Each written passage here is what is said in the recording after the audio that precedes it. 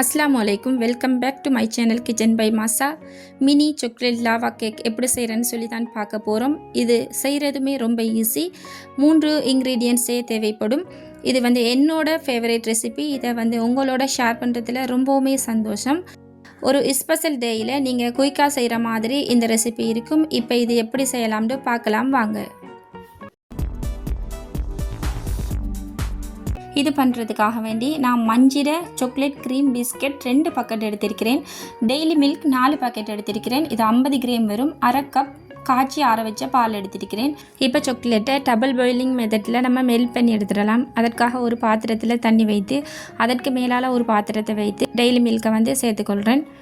இதில் பால் தண்ணி எதுவுமே சேர்க்க தேவையில்லை. நீங்கள் சாக்லேட்டை ஒரு கரண்டியால் கலந்து விட்டாலே அது நல்லா மெல்ட் ஆகி வரும். இது எந்த கன்சிஸ்டன்சிக்கு இருக்கணும்னு சொன்னால் இந்தளவுக்கு கன்சிஸ்டன்ஸ் வந்ததுக்கு பிறகு இதை வெளியே எடுத்து ஆற விட்டுறலாம். இப்போ அடுத்தது எடுத்து வைத்திருக்கிற பிஸ்கெட்டை ஒரு பிளெண்டர் சாரில் சேர்த்து நல்லா பவுடர் பதத்துக்கு அரைச்சி எடுப்போம்.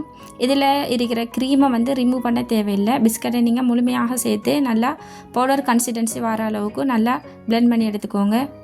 இந்த அளவுக்கு வந்ததுக்கு பிறகு இதை நான் ஒரு பவுலில் சேர்த்துக்கொள்கிறேன். இதில் நம்ம காய்ச்சி ஆற வச்ச பாலை கொஞ்சம் கொஞ்சமாக சேர்த்து இதே மாதிரி கலந்து எடுத்துக்கொள்வோம்.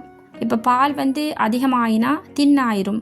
இப்போ இதுக்குரிய பெட்டர் தின்னாயினா உங்களுக்கு சரியான ஒரு கன்சிஸ்டன்சிக்கு இதை செய்து எடுத்துக்கொள்ள மாட்டீங்க.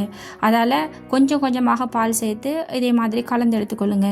இதற்கு ஃப்ரெஷ் மில்க் தான் நீங்கள் சேர்த்து செய்தெடுக்கணும்னு இல்லை. பவுடர் மில்கை கூட நீங்கள் காய்ச்சிட்டு இந்த அளவுக்கு செய்தெடுக்கலாம். இப்போ இந்த மாவோட பட்டர் இந்த கன்சிஸ்டன்சிக்கு வந்ததுக்கு பிறகு இது சரியாக இருக்கும். இதை அப்படியே வைத்திடலாம். இன்றைக்கு இந்த கேக் நான் இட்லி பாத்திரத்தை யூஸ் பண்ணி தான் செய்து எடுக்க போகிறேன். அதற்காக இட்லி பாத்திர தட்டில் எண்ணெய் சேர்த்துக்கொள்கிறேன்.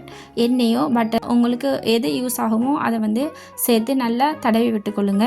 இப்போ இதுக்கு மேலால் ஒவ்வொரு குழியிலையும் 1 டேபிள் ஸ்பூன் அளவுக்கு நான் இதில் இதுக்குரிய மாவை சேர்த்துக்கொள்கிறேன். இப்போ மெல்ட் பண்ண சாக்லேட்டையுமே நான் ஒரு அரை டீஸ்பூன் அளவுக்கு இதில் சேர்த்துக்கொள்கிறேன். இப்போ இதுக்கு மேலாலையும் கொஞ்சம் மாவு சேர்க்கணும். இப்போ இதுக்கு மேலால் சேர்க்குற மாவை நீங்கள் கொஞ்சமாக வைத்துக்கொள்ளுங்கள். அப்போ அவியும் போது இது நல்லா இந்த குழி நிரம்பின மாதிரி வருகின்ற போது மேலதிகமாக இருக்காமல் சரியான கன்சிஸ்டன்சிக்கு இருக்கும். இப்போ பாத்திரத்தை ஏற்கனவே தண்ணி வைத்து ஒரு 5 நிமிடம் வைத்திருந்தேன். அதில் இதை சேர்த்துட்டு ஒரு 15 நிமிடம் அப்படியே விட்டுறலாம். இப்போ 15 நிமிடத்துக்கு பிறகு பாருங்கள், இந்த கேக் பெர்ஃபெக்டாக ரெடி ஆகிட்டு இதை வெளியே எடுத்துட்டேன். இது பார்க்குறதுக்கு கலர்ஃபுல்லாக இருக்கிறதுக்காக வேண்டி மேலால் சாக்லேட்டை துருவிட்டு இதே மாதிரி சேர்த்துக்கொள்கிறேன். இந்த கேக் ஒரு 15 நிமிடத்திலே ஒரு குயிக்காக நம்ம செய்து எடுத்துடலாம். வீட்டில் குட்டீஸ் இருந்தாங்கன்னு சொன்னால் இது நீங்கள் தட்டில் வைக்கும் போதே ஓவண்டாக முடிந்துடும். அதே மாதிரி தான் எங்களோட வீட்டில் இருந்துக்கே. இது ஒரு சிம்பிள் ரெசிபி, ஆனால் டேஸ்ட்டு தாறுமாறாக இருக்கும். இப்போ இதை பிச்சு காட்டேன் பாருங்கள். உள்ளுக்குள்ளே சாக்லேட் நல்லா மெல்ட் ஆகி சாப்பிடக்கலே வாயில் வச்சோடனே கரையிற மாதிரி ரொம்ப டேஸ்ட்டாக இருக்கும். குட்டீஸ்கள் விரும்பி ட்ரை பண்ணி பார்ப்பாங்க. நீங்கள் கண்டிப்பாக இந்த முறையில் ட்ரை பண்ணி பாருங்கள். மீண்டும் ஒரு முயற்சியில் முடிந்தால் சந்திப்போம்.